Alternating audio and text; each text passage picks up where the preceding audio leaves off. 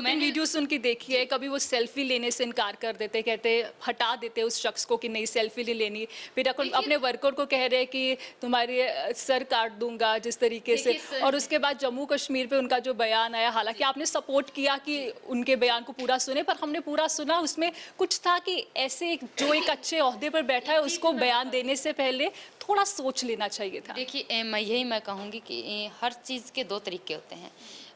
अगर हम कुछ भी बोलते हैं तो उसके दो मायने निकलते हैं, वो हमारी सोच पर डिपेंड करता है हम उसको किस तरह लेके जाते हैं, पॉजिटिव और नेगेटिव। तो वही चीज़ है कि उन्होंने बोला कुछ और उनको परोसा कुछ और गया और लिखा कुछ और गया। तो वही कि एक होता है END और एक होता है AND, दोनों एंड हैं, लेकिन एक एंड है वो शब्द को जोड़ता है और एक एंड है वो शब्द को ख़त्म करता है। तो इसीलिए जो हम एक भी वर्ड अगर बोलते हैं तो हर वर्ड के दो मीनिंग होते हैं। तो निकालने वाले पे उनके जो दृश्य है, उनका जो सोचने का जो तरीके है, वो इंसान अपनी तरीके से लेगा। हमने सब ने वो वीडियो देखा, और जो वो कह रहे थे एक जिम्मेवार व्यक्ति को ऐसे बयान देने से पहले, ऐसा बोलने से पहले थोड़ा सोचना चाहिए। बड़ा सेंसिटिव माहौल बना हुआ था जम्मू कश्मीर को लेकर, और सब लोगों की निगाहें थी कि सियासतदान क्या कहते हैं। बीजेपी के एक जिम्मेवार नेता, हरियाणा के मुख्यमंत्री बयान दे रहे हैं, तो थोड़ी कंट्रोवर्सी थी। अगर आप पार्टी के अब बन चुके हैं, अब आपको वो कंट्रोवर्सी नहीं लगेगी? नहीं, मैंने उस टाइम भी मैंने बोला था कंट्रोवर्सी नहीं लगे, क्योंकि वही बात हुआ ना कि आप बोलना कुछ चाह रहे हो और लोग सुनना कुछ और चाह रहे हैं। तो बोला उन्होंने कुछ और है, लोगों ने देखा और सुना कुछ और है।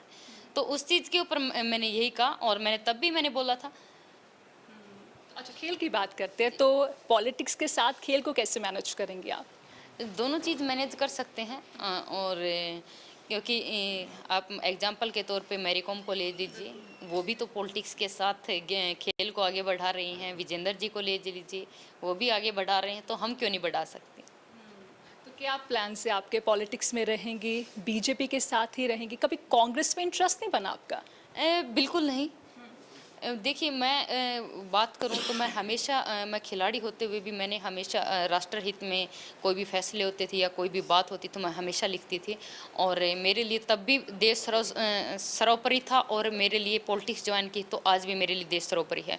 और उसी चीज़ को मद्देनज़र रखते हुए, क्योंकि मैं एक क्षेत्रवादी पार्टी तक सीमित नहीं थी, मैं एक राष्ट्रवादी पार्टी से जुड़ना चाहती थी। और जो हमारे प्रधानमंत्री नरेंद्र मोदी जी और अमित शाह जी जो भी फैसले लेते हैं, हमेशा और चीज़ों के बारे में बाद में सोचते हैं, सबसे पहले राष्ट्रहित में सोचते हैं कि हमारे राष्ट्र का भला कैसे हो, हमारे राष्ट्र को आगे कैसे लेके जा सकते हैं। कांग्रेस बिल्कुल नहीं सोचती राष्ट्र के बारे में? मैं किसी के बारे में कुछ नहीं कहना चाहूँगी। मुझे जो अच्छा लगा मैंने वो किया, और वही मैंने पार्टी ज्वाइन की। तो अब आप चुनाव भी लड़ेंगे, लगता है एक चैलेंज रहेगा आपके लिए? पॉलिटिक्स इतना इजी टास्क नहीं है। क्या चैलेंजेस आपको लगते हैं हरियाणा में? आपको लगता है क्या बदलना आप चाहते हैं विधायक के तौर पर, अगर आप विधायक बनती है तो? सबसे बड़ा चैलेंज तो यही है, जो एक पॉलिटिशियन के प्रति जो लोगों की जो सोच है, एक तो उस सोच को मैं बदल पाऊँ, उस धारणा को मैं बदल पाऊँ कि पॉलिटिशियन भी अच्छी सोच के साथ राजनीति कर सकते हैं, और उसी अच्छी सोच के साथ सेवा के माध्यम से मैं आगे बढ़ूंगी।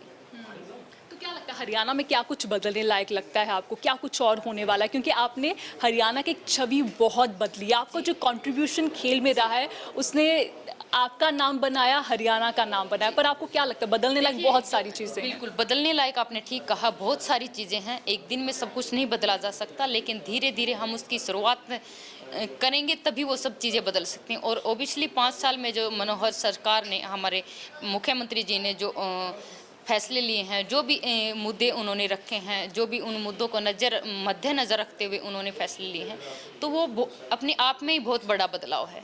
चाहे वो मेरिट के हिसाब से नौकरी देना हो, चाहे वो महिला थाने खोलने हो, और चाहे वो खिलाड़ियों की नीति को, जो खेल नीति है वो बदल के उन्होंने एक साफ तौर पे उन्होंने रख दिया कि आपकी ये खेल नीति है, आप खेल नीति के हिसाब से वो काम कर रहे हैं। तो वो ये सारी चीज़ें बहुत बड़ा बदलाव है। और गैस सिलेंडर जो है हर रसोई तक पहुंचा रहे हैं।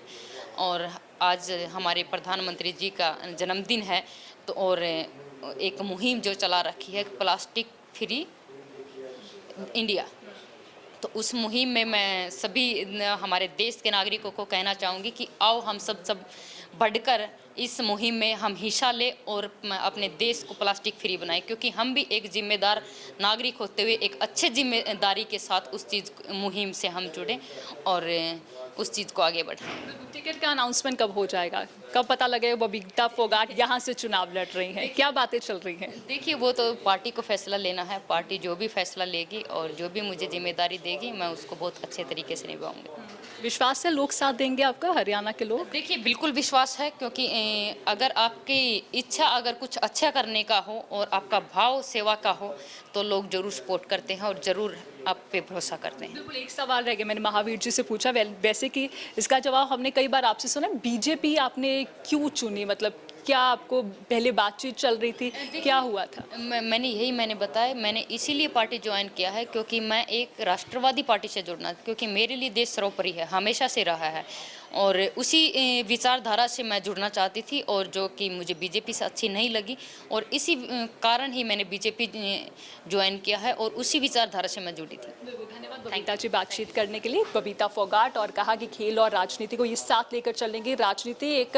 चैलेंज है पर उसको वो बाखूबी लेंगे और हरियाणा के मैदान में उतरेंगे और जीत इनका साथ देगी। कैमरा पर्सन मेहरबान सिंह के साथ मैं अर्शदीप कौर, एबीपी न्यूज़।